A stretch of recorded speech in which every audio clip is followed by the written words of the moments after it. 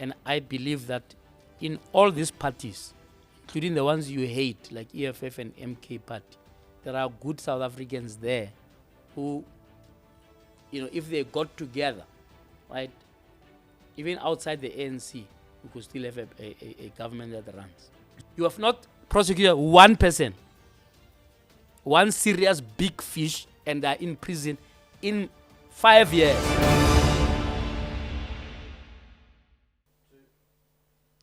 Welcome to the State of the Nation, and we are very happy to have probably South Africa's most popular analyst, broadcaster, Dr. Omgepotse, JJ Tabane. JJ, welcome back to the State of the Nation. Thank you, Mike, for inviting me. Come on, I invite you all the time. The invitation's permanent. It's just good to have you.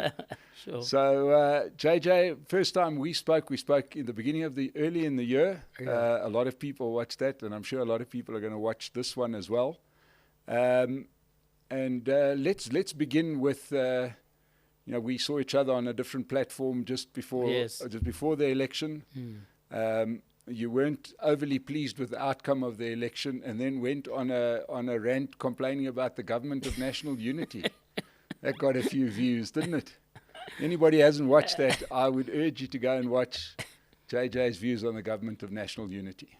Tell me what your problem is with the government of national unity. No, I don't have a problem with government of national unity. In fact, I'm one of the few people who called for the government of national unity before it was a flavor of the month. If you watched my shows before the elections, I have a particular show where I had several leaders. I don't remember how many, but almost from all the parties.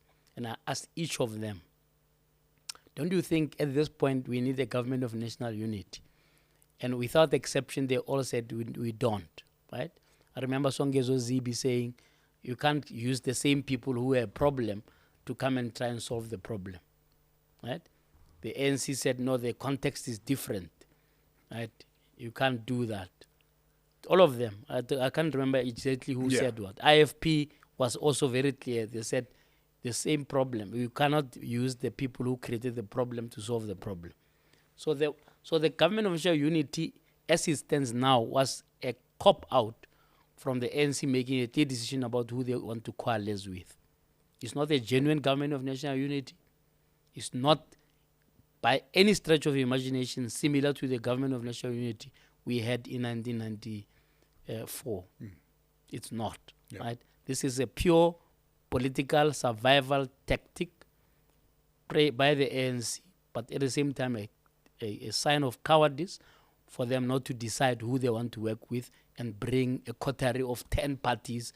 And so, I mean, what kind of government really are we going to end up with, with all these people having all their own little agendas? And it shows now in terms of, the every minister wanting to shine ahead of the others, etc. There's at this point, no apparent coherence, right? Because the foundation of the whole thing was wrong, because it was not meant as a genuine way of saying, this country is in trouble, let's get different people from different parties to pull together and make the thing work, right? And I'm not wishing it to fail. That's the last thing on my mind. I'm just analyzing how it came about. Right? It came about because there was a poor election outcome. The ANC lost elections, but won the negotiations. Very interesting. So they win, they get 40% of the vote, and then they go and get 75% of the cabinet. I mean, it's ridiculous. And that way, unfortunately, they're not going to learn much. Yes. Because as far as I'm concerned, they actually didn't lose elections. They gave away some crumbs to the DA and others to remain in power, when in fact they should be out. And it shows, because all of their members of cabinet, from the president down, are carrying on as if it was pre-election. No, absolutely.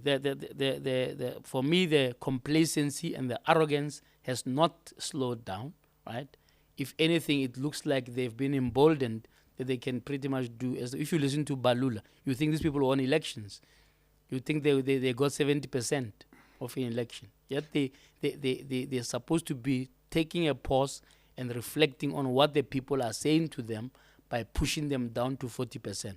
right? The outcomes of that it was supposed to be them in the opposition benches. But unfortunately, we have a fractured opposition that couldn't get their heads around working together to make sure that we've got a new leaf. And we don't have another version of the ANC called GNU, where in fact the ANC, in their conduct, have already told the other people, listen, there's a government in place, you coming in, but actually, right, you cannot come here with your own policies. The policies remain that of the ANC.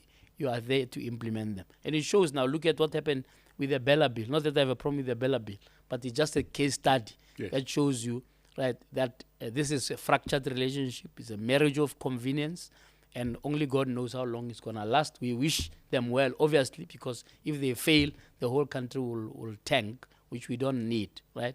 But the overall result of the GNU is that you got the status quo remaining, which means it, in a sense, nullifies the votes of those who wanted change.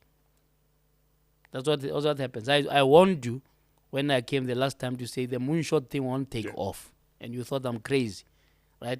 It's because even that moonshot thing was a coterie of concocted stuff of people who really did not have any other agenda than get the ANC out. And they didn't see it through. I would have been happy for them if they actually saw it through.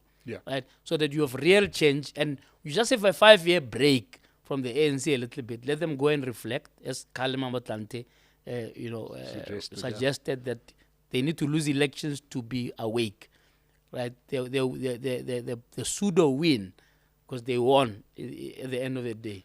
We went to the polls, but they then switched it around and maneuvered to be the majority in cabinet. So in a sense, the change that you are looking for is going to take a long time to come, although there are positive aspects of any situation. In your rant, you were particularly harsh on the Democratic Alliance. Do I take it that you may not be the biggest fan of the Democratic Alliance? No, I wasn't harsh on them. I was just stating facts. Yeah. You know, the other rants you may accuse them of just being opinion. This one I was saying, these guys hate affirmative action. They're clear about it. They're not talking on the sidelines or red price. They're in court saying we don't want employment equity. So that's quite very clear. If you look at the ANC, it will be the opposite, exactly opposite, where they are pushing for this legislation. They are still hanging on to BEE and the related legislation. These guys hate the national health insurance. They're in court. I've conducted dialogues where they have come and they've been very clear. In fact, as recent as 2 weeks ago, we're having a dialogue in Cape Town, right, where we brought the new minister to come and talk to stakeholders from business and civil society. And I asked the DA representative there a straight question, are you going to withdraw your court case? And he said, no. We're not going to withdraw our court case, right? But I'm going to oppose that, right, which is something that the ANC so believes in it that they had to pass, to sign that law into, that bill into law a week before the election, so maybe 2 weeks before the election. If they were, in a sense, not so gung-ho about the NHI, they could have said, oh, we'll see it after the elections. Yeah. Right? But they wanted to use it so much as an appeal to their constituency. Yet they're going to bed with somebody who's in court opposing the thing. That's really what I was saying. I was saying, how is this thing going to work? It looks like it's doomed to fail unless somebody, in this case to be the ANC, compromises their change agenda. Right? Remember, I've had 30 years. People behave as if this is 1994. This is 30 years later. So there are expectations of ordinary, poor South Africans who expect the government to now look at the economic policy and say, has this delivered the goods? Right? And we can't argue about the fact that it didn't deliver the goods, because you only have to look at the fact that we are the most unequal society in the world. That alone tells you that the poor have become poorer, the rich richer. Unemployment rate, horrific. Some of the worst in the world, right? Poverty levels, more than half of the country living under the breadline. Now, all of that stuff cannot be changed by, a sort of what you call a two-nethering, of political interests to keep each other happy as the elites, right? You got to be asking yourself a question. In 5 years' time, would the unemployment rate have dropped. With the fact that we are the worst unequal society in the world have at least been made better. And so far, all the indications are that no, it's a status quo government. In fact, if anything, it's going to be a government where people are polite with each other for the next 5 years, hoping that when the next election comes around, we can have a different outcome of somebody winning so that they can do pretty much what they want. So what would have moved the needle? Look, I still believe. Remember, I was said to you, I believe in a genuine GNU, right? And very few people acknowledge that not too many people are talking about the GNU in April, right? And I believe that in all these parties, including the ones you hate, like EFF and MK party, there are good South Africans there who, if they got together, right, even outside the ANC, we could still have a government that runs. So not exclude the DA, right, but be able to be clear that you are looking for change. Somebody who's been in power for 30 years, if you include them, you expect them to throw away their habits. How? As we speak now, you got a R1 billion that was spent on a report, right, that tells you how corrupt some of these people are, and nothing has happened to them. They're laughing at us. We are pulling our hair, saying, state capture report, cost R1 billion, and our happy Zondo is out. Now he can keep quiet, or maybe he'll talk, he'll continue talking in his retirement. Yeah. But essentially, they've ignored that report. There's no other way of putting it. They spend R1 billion and flush it down the toilet and just ignore the report for 3 solid years because none of them is in orange overalls because of that report. None. As we speak. But if we look at, and you pointed out the differences between the DA and the ANC on issues like BE and NHI, the EFF and MK wants to throw away the Constitution completely, and the EFF wants to change the entire economic system. How would that have worked? No, I'm going to repeat myself because I said this to you at this other podcast. Okay, you're exaggerating the power of EFF and the power of MK. In a proper government of national unity, proper one, that's all inclusive, they will only have a say as much as their percent of 9% in this. At that time I was thinking they will be at 11%, right? And I was saying that you cannot resign your entire future to an 11% party. But you can acknowledge that out of their policies, something makes sense there. Right, in terms of in improving inclusivity, because that's really what they're saying. They may be an extreme about it, right? So when parties are seen, like now this government of national unity, despite what I've said about them being in polar opposites, they went to a cabinet Lokotla and came up with one program. So what would stop that happening if you have MK and have EFF? Remember, these people are representing constituencies. We may not like it, but they actually are representing constituencies. 9% or just under 10%, it's a lot of votes. It is. And if you add it to and I know that you can't talk to them about them in one sentence. MK is a lot of votes. You may not like them. They may be crazy to vote when there was not even a manifesto on the table, right? But a government of national unity is exactly meant to pull all parts of society together. So now we've left a big chunk out because they are saying too radical things for our sensibilities. And that's what I'm saying. A government of national unity, in principle, not a bad idea. It's just that this time it was badly executed. Yeah, truly it was. Do you think? What do you think of the statement? That is not a government of national unity; it's a coalition. But that's what it is. Which is what it is. Yeah, that's what it is. The ANC did not want to be seen to be working with, the black parties or the radical parties, etc. Right? Neither did it want to be seen to be just only working with the DA. So what do? They go and work with the DA and say, let's have a sprinkling of a PAC with one seat and give them a ministry. I mean, this is a bloody insult to the voter. Right? These guys have lost more than their weight itself. And now you're saying, Okay, so that we are not seen to be working with the DA. Let's just sprinkle PAC. I don't know who else are the minions in the GNU who are just sprinklings, right? So essentially just insulting the voter, right? So I just think that it was a cop out. They should have just made the decision who they want to work with and live with that. Yeah. Right? If they wanted to work with the DA, I'm sure nobody was going to complain because it's 40 plus 20, 60. The others must just be in opposition and they must get on with the business. No, they don't do that. They now want to bring the other sprinklings so that they can be seen as, we try to bring like a stolen Mandela-esque, moment which the president wants to recreate, trying to fool us. We're not fooled by that. Yeah. We're not. And just now, this Bella bill, plus what Helen Zille has been saying, Zille is saying, forget, Zille told us it's not the government of national unity, really. It's the grand coalition. In fact, once they signed with the ANC, she berated the ANC for bringing the other parties. You say, how can you do that without us? Right? And then she tells us in some documentary by Annika Lassen that her big concern was the whole issue about the deadlock breaking mechanism, which relates to what is called sufficient consensus, right? Which is nonsense because all it says is that you can't decide anything without the DA. That's all it is. So sufficient consensus is 60%.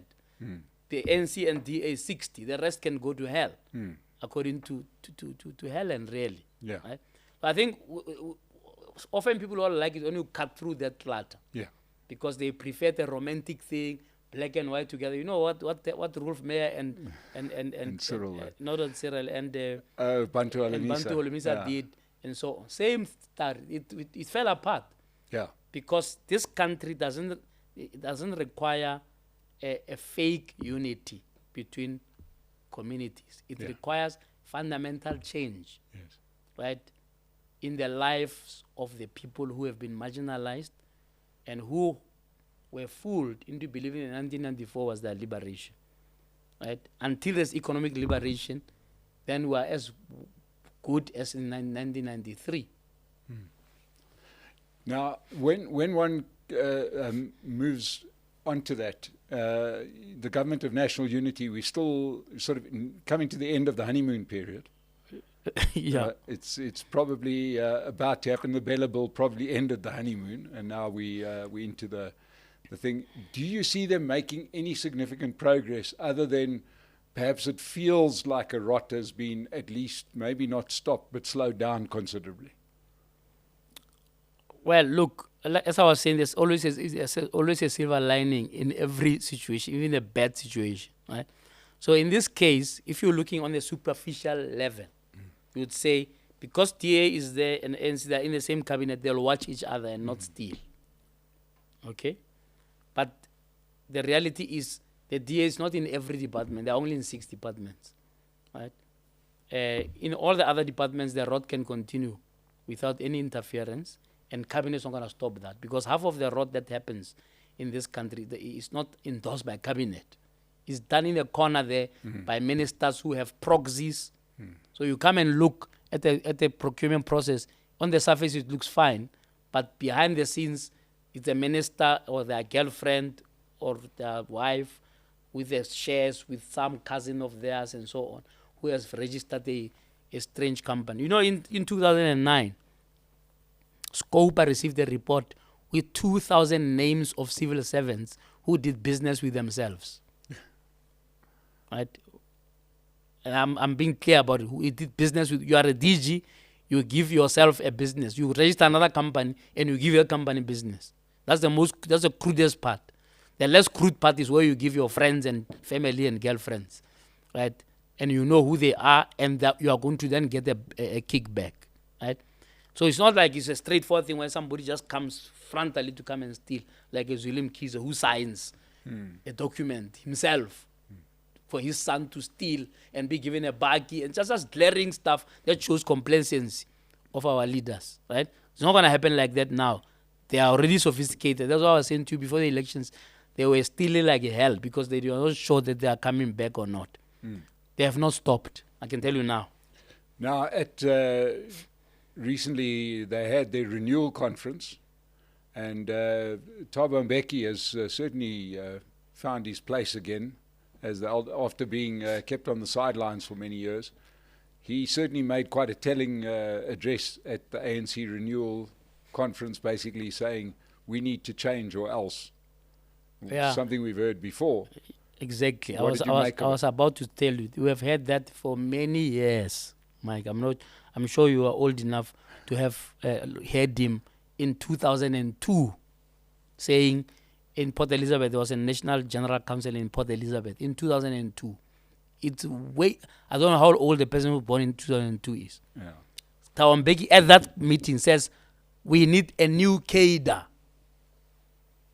You can use a new, you can use a new term all you want, right? But we understand the essence of that. The essence of that, we need a new cadre speech, was that we need renewal. In 2002.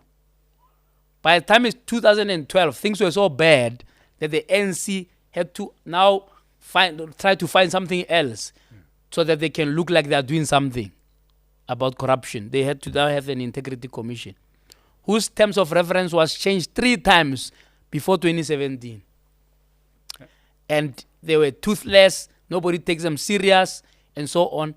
Where is the integrity commission when the Zondo commission says there are 98 names who have been who Zondo pointed the finger at? Where's that integrity commission? No, you must come to it, but apparently you must appear before it, and so on. I used to make a joke to say, the integrity commission, their integrity test must be like a multiple choice. Because how does Musebenzi Zwane pass a test like that?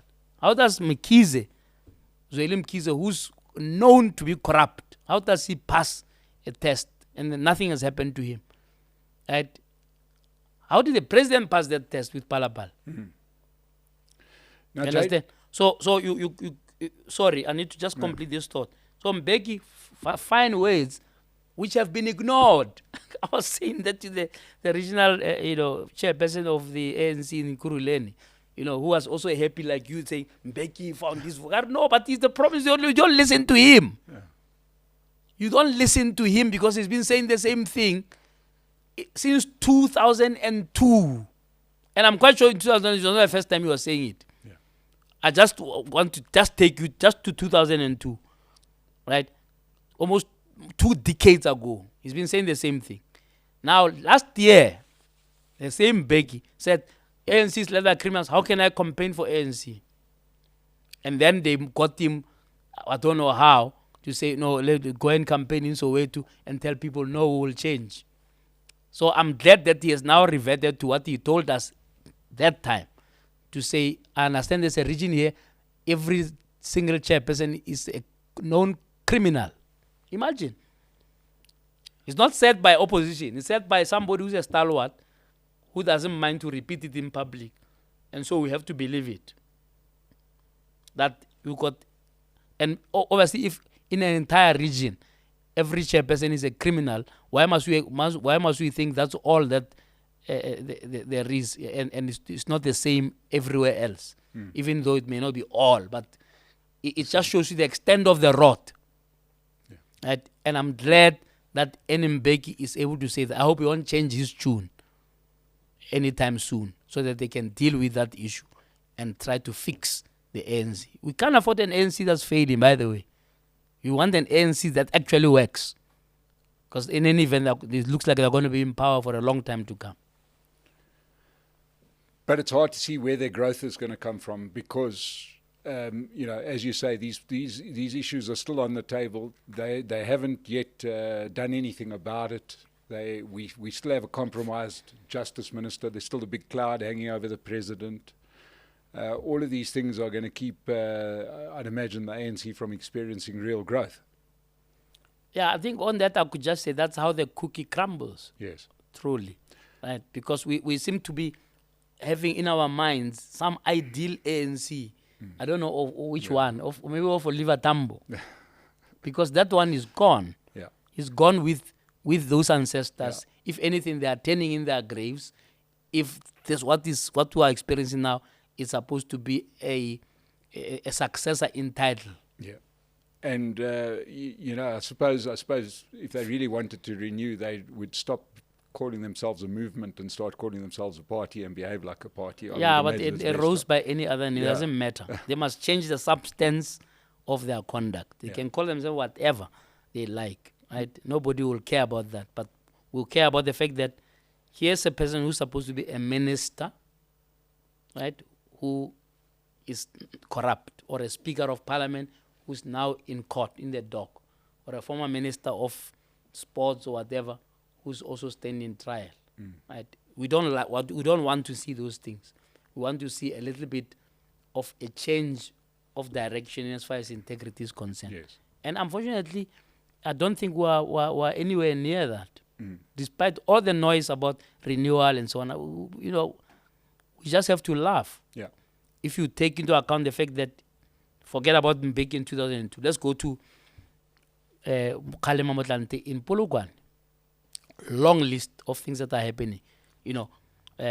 Corrupt branches, sold and bought branches, sold and bought votes, you name it. It was mentioned in 2007. Fast forward to 2017. Gwede Mantashe comes up with what is called a diagnosis report. Right? I'm sure it added one or two things, but it was almost a duplicate of what Kgalema Motlanthe reported 10 years earlier. The ANC is fantastic at analysis. They can analyze to that. This is what you call analysis paralysis. They're paralyzed just analyzing. And that's part of why they can't implement anything, because they're paralyzed. Paralyzed from analyzing. When it's time to implement, they're too tired. And that's the problem, that there's no shortage of analysis of what is wrong. Right now, they were meeting in a weekend. Why did we go? Why, we could have told them that without them having another gathering. Yeah. That, unfortunately, in the same sentence now, ANC and corruption live together in the same sentence. Right? As a matter of course.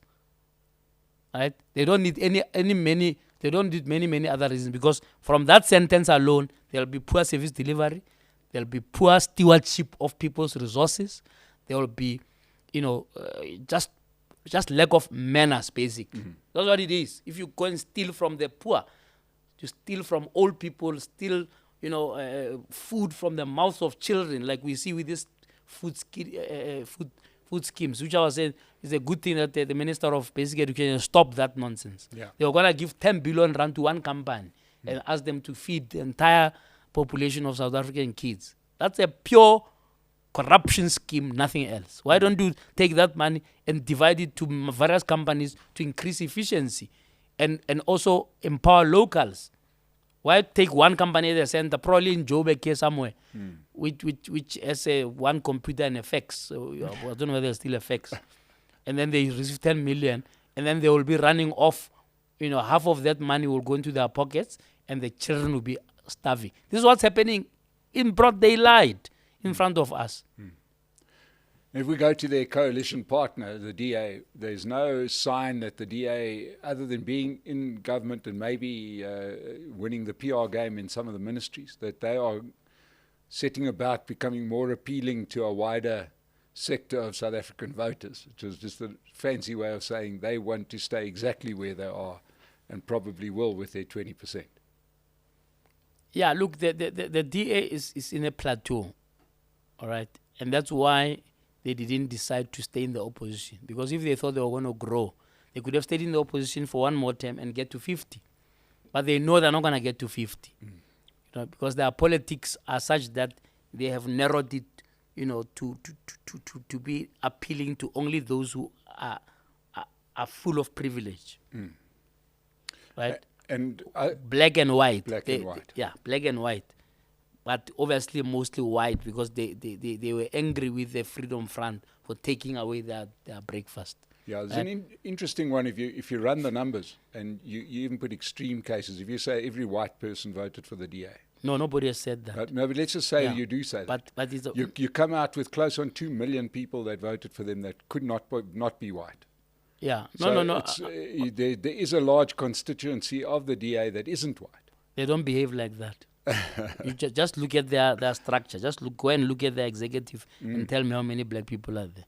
So that doesn't make them look fantastic. Yeah. We look at the way they carry on. They still carry on like a white party instead. And that's why so many black leaders have left. We can't brush that under the carpet. No. Those black leaders are quite bright people, like a Musi Maimani who went to form his own, like a Herman Mashaba, like a Patricia DeLille. Very bright people who, if the DA had any sense in them, they could have kept them. The same way, if they have any sense, they could have voted for Mpopalas instead of John Steenhuisen, because their own friends immediately said to them, "No, even if you win, you can't be president." So why are you a leader of such a big party if your own friends are saying you are not capable? Yeah. Now let's go down to outside of the government of national unity, to the parties that were left out. Firstly, we've got Jacob Zuma 2.0 MK party that surprised everybody with their performance. They did. I don't think one analyst got that. No one got it right. Yeah. But there's clearly they clearly have support. The numbers prove that. It's too fresh. They haven't done very well in the by-election subsequently, but that's a separate discussion. Their subsequent behaviour has been quite interesting, hasn't it? They seem to be caught completely offside by their own success. Go off to Parliament and then fire half of the people that they take to Parliament, and bring in almost looking like a prison record is a prerequisite, or certainly a massive allegation. What do you make of MK Party? Yeah, look, as I was saying, you see, democracy is a very funny thing, because it says government of the people, not of the clever people, not of the bright people who read manifestos, or the honest not people. of the people that you like, not even the honest people. It just says government of the people, by the people. So if people think, I think that Jacob Zuma can lead us to the promised land, that's just rough. That's how democracy is. Democracy is about numbers, and it's about those mass of the, which was never the case here. I'm not surprised that a lot of people are surprised and are sort of raising their noses to the MK, because that has never been. Remember, that has never been the habit here. Only in 1994, the majority of people were able to have a say. The rest of the time, the minority thought it's okay that they will just tell all these Bantus, as they refer to them, right, what to do. They must just listen. They can't even go to school. Please make sure that they don't. They mustn't learn too complicated subjects. They must just learn enough to be subservient. So now, when a phenomenon happens, it surprises all of us, even middle class intellectuals. And said, "Hey man, why this guy doesn't even have a manifesto, and he gets 55 seats in parliament?" People who have been there for 10 years, like EFF at 9%, right? They go and eat the breakfast of a 112-year-old party, right? So that's my first remark, that we got to understand that democracy won't be always as we want to design it, right? To suit us, to suit whatever agenda that we may have, right? Now, if you analyze now deeply in terms of the the MK party. Besides that, they're going to throw away the constitution, which, by the way, they deny. That's not what they're saying, right? They're not saying different things from the ANC. They're not. They're saying exactly what's in the resolutions of 2017 of the ANC. You go and tell me one thing the MK has said that is not remotely, or at least a version of something that the ANC has said. Obviously, the ANC didn't say they're going to throw pregnant kids at Rowan Island, of course, right? That is like Trump saying that people in Springfield are eating the dogs and cats. You can't take that too serious. You got to say, what are the fundamental things that they're saying? They're saying the land must be returned to the people. That's in the Freedom Charter. That's what the EFF is saying. That's what the ANC is saying. That's what these other progressive parties are saying. Right? And therefore, if you look at that, there's a fundamental thing that they're talking about, the elevation of traditional leadership. Nothing wrong with that. The ANC has made sure that there is a house of traditional leaders, right? It's not an innovative thing. It's just that they're saying, no, maybe we need a house of traditional leaders in Cape Town. So it's not just reduced to, small little houses in the region. Put it in Cape Town and give it real power, so that it's a house like the NCOP is, where a bill has to go. Right now, the House of Traditional Leaders is just token stuff. No law goes there for them to say yes or no. Whereas if a law doesn't pass the NCOP, it's not passed. The president is not going to sign it. Now, what's so bad about that? What's so bad about saying there is a huge constituency in South Africa that believes in traditional leadership? Accommodate them in your constitution, so that the constitution is not so European. It's not a bad thing. These guys, maybe they are bad at communicating their message. Right? But if you cut through the clutter, the things that they are saying are not so extreme, as to revolt anyone. Again, if they come and say, oh, let's throw away the constitution, then they must win the elections. But as long as they haven't won the elections, you can take what you need from them as good and leave the chaff out. For me, that is, in my head, that's how you design a government of national unity. To say, sorry, chief, you only have 10%. So your 10% will count as 10. You don't count as 100, where you can bully everyone else. Right? And I think sometimes people just miss that. Now let's talk about corruption. There's a friend of mine called Sipong Gwema. I'm sure you know him. Yes. Me and him are exchanging letters, and the latest letters we exchanged was on this whole issue of EFF and MK. And he says, these people are corrupt. There's a coterie of corrupt guys. What's different from the ANC? The ANC has a list of 98 people, who are appointed in a formal report, a judicial commission of inquiry. Right? The MK party, those same people that are there, right? How are they different from the 98 who are in the ANC benches? It's not different. I hear people just making a whole... this thing is that MK is actually just cut from the same block of people. In fact, it's interesting that Zuma called it MK. He wanted to say it's the same thing. Yes. Actually, I could be a better ANC version. That's why he didn't resign as ANC, whether to be expelled.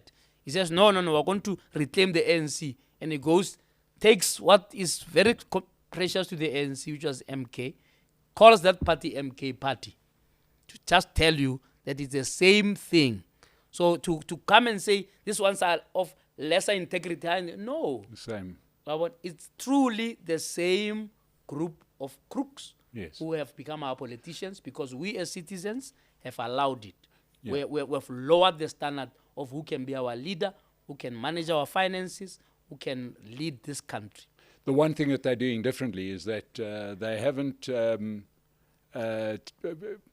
whereas the ANC would almost sort of, not quite deny is the wrong word, but they would have these people, but they wouldn't purposefully make them all senior members of their parliament. They have. These crooked members who are 98 are in the NEC, in the top 7 of the ANC. Gwede Mantashe is accused. Yeah. Right? He claims not to know who installed cameras in his house. Yeah. And he has gone to appeal, or rather to take the report on review. You must see the embarrassing papers that he has filed. He's claiming that for the 10 years that he was Secretary General, he had no power to influence anything and anybody. Yeah. I mean, that's nonsense. And we must sit here and entertain him. Yeah. After eating the chickens from Bosasa and what, she is a DSG, one of the high-ranking members. And I can go on, right? Yeah. So nobody must come. The distinction is too faint. I'm sorry, right? Here we had the Minister of Sports and Culture resign as minister. And then thinks it's okay to go to Parliament and swear, in front of a judge to say, I want to be an MP now. But last week he resigned as and then the ANC doesn't have a message of what they must say. They say, no, please ask him. And, oh, no, so and so must deal with it. Chaos. Right? Why? Because it's a habit. It's a habit that there's lawlessness is the order of the day. And the way it is so pervasive, it means that if Gwede has defended Ramaphosa on Palapala, Ramaphosa must defend Gwede on Bosasa. And then you've got a stalemate. There's nothing. You can't act against anybody. Yeah. right? And when you're talking about conscience, these people must listen to their conscience. That hasn't happened in a long time. I'm here to see somebody who just resign because the picture looks bad. Just the aesthetics, right? I'm a justice minister. I've been accused. Maybe let me, and I really love that minister. I think she's one of the best that we've got. But when something like this happens, you say, oh, let me go and clear my name. I'll be back. Yeah. Or I may not be back, doesn't matter, because this is supposed to be about service, not positions. Yeah, although we obviously talking about Tembi and Kadameng, Tembi, Simelani now. Obviously, when somebody lends you money and then doesn't really care about you paying it back, it's not a loan. No, but she paid it back. I understand.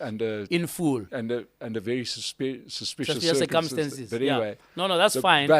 But what has really happened is that she has stood in the way of the SIU getting documents that would help them to prosecute. Even that, I think, it's an exaggeration, at least from her explanation, that she's not stopping, the NPA to access the documents. I don't know the full story there, I must be honest.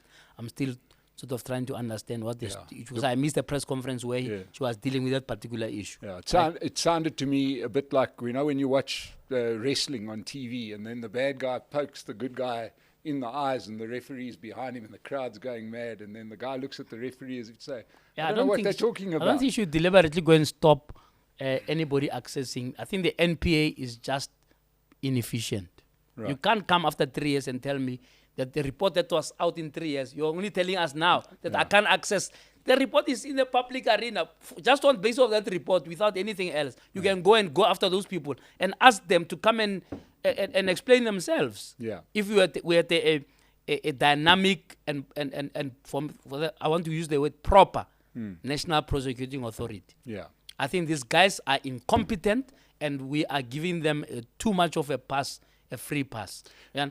Because you can't tell me that there's an NPA that's supposed to stem the amount of corruption that's happening in this country.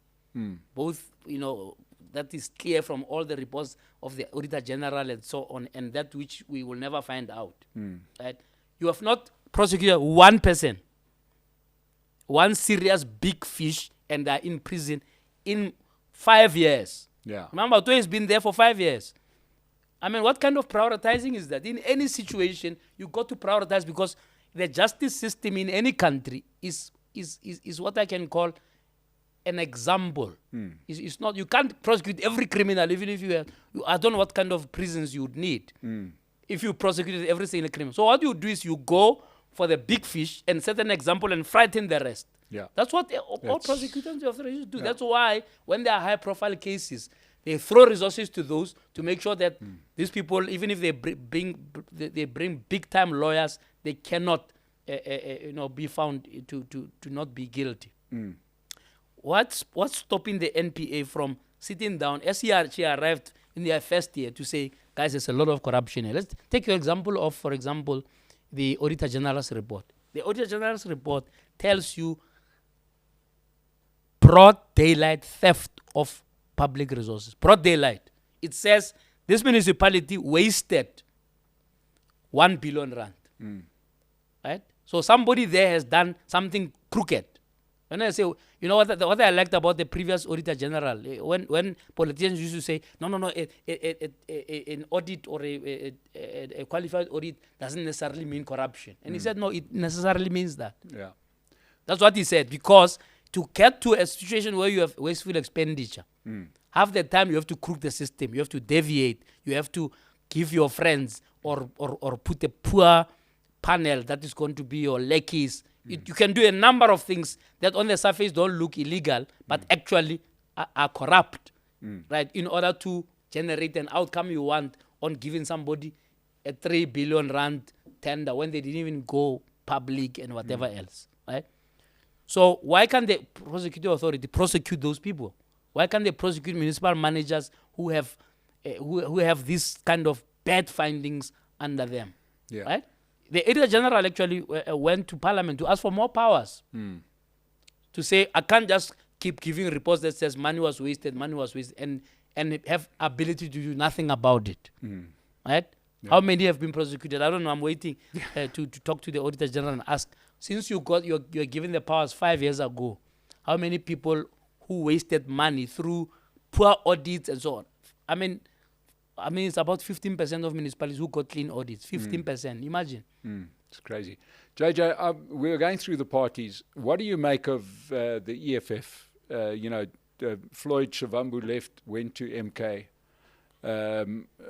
It was followed by a very, very emotional statement. I'm talking about the subsequent statement by Julius Malema, and then he's gone off the grid.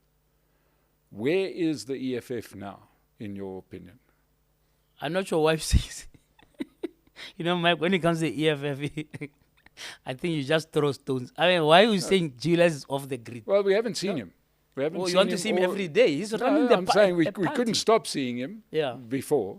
And for the last month Actually, or so. It's interesting you say that, because he explains that even during the GNU negotiations, he had actually been off the grid. He went to Limpopo, and people were accusing him of doing a backside deal. At least the president has said, no, that's not the case. Right? Because until the president would have said that, people will continue to speculate. Right? Here's what I said to my friend Zimbo in my letters. You need an irritant in politics. If you don't, you are going to end up with a complacent government. Yep. Right? And the irritant doesn't have to be, even if the EFF was 5%, there will still be an irritant. Right? And an irritant should not be undermined, because you see what happened with MK. People thought, no, this is crazy. It will never happen. This guy just launched the party in December. All of us, I also said, no, I'm sure they'll get a few votes in KZN and nothing else. And they surprised us. Right? So the EFF, in the 11 years now that they have been there, they have made a stamp. Yeah. Otherwise, we won't be talking about them now. Right? They have made a stamp in making sure that people are interested in politics. In fact, young people are interested. They now know there's a channel called 408. Yeah. Right? Now, that may sound superficial, but actually democracy is about participation. It's about getting people excited about the fact that there are going to be public hearings on the land. And they flood those places. There are going to be public hearings on, the poor water in Limpopo that we see there in Guyana, that area that, I think it's been 5 years now that they're still putting the pipes together. Right? Although it doesn't mean that all of them are substantial or, how can I put it, they are useful. For example, when the ANC wanted to dissolve the Scorpions, they called public hearings. People arrive there, they don't even know what you mean by Scorpions. They don't even know what you're talking about. Because the last time there was a public hearing in that area is months ago, and they've been suffering from lack of water, lack of electricity. Then they go there and raise those things. They say, no, do whatever you want with your Scorpions. We just want you to know, when are we getting clean water? Right? What am I saying? I'm saying you got to ensure that democracy is about participation. And a participation cannot be one-sided. Participation must also be across the whole spectrum. Yeah, and not just to our liking. No. We are extreme people who you don't like to say, who are saying they think that socialism will work best, and then there are capitalists who don't care about everybody else. That's why we are the most unequal society in the world, because you've got the people in both extremes. And I'm saying a democracy must accommodate that whole spectrum. Right? So we've got a GNU with a quarter of these parties, and we've got these parties that have been excluded. They must do their job. And I think they are capable of doing that job. The EFF and the MK party are truly just a part of the cloth. They are cut from the same cloth as the ANC people. They can deny it all they want, but truly their policies are not so divergent. Could you ever see that party reforming? Which party? The whole ANC, with the two parts being MK and EFF coming together and dissolving. In politics, they say you must never say never. Yeah. You must never say never. Could you ever think Hema Mashaba could work with the ANC? Yeah. I agree with you. You can never say never. You understand? Yeah. If Hema Mashaba, who vowed not to work with the ANC, can work with the ANC, why can't the EFF and the MK, who are really ANC at the heart, not work with the ANC? Ask yourself that question. So, so we can't rule out anything. right now, it's like in a marriage, there's a divorce. You can't say there can never be reconciliation. But maybe it can never happen in next year, but in 5 years' time, maybe. You see? Okay, in closing, we're sitting with the government of national unity right now. Yeah. There seems to be no policy change. We've discussed the whole thing. What are you feeling about South Africa at the moment? Are you feeling pretty much the same or better than you were 6 months ago? Not really better. One of the things that a big discussion before the elections was the 30 years of democracy. And I see that not too much of it is being spoken about because, unfortunately, it got muddled up with the elections. Right? If it was not an election year, we would have had a better analysis of what has gone wrong and what has gone right in South Africa. Right? The reality is, for you and I, we may not mind much of what has become of our lives in the 30 years. But somebody who doesn't have a roof over their heads, or somebody who must worry every winter that their shack's going to be bent down to the ground, or every summer that or every night things going to be flooded, right?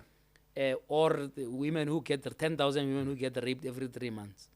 Those people don't see the 30 years of democracy the same way as those who are assumably safe somewhere in a corner, right?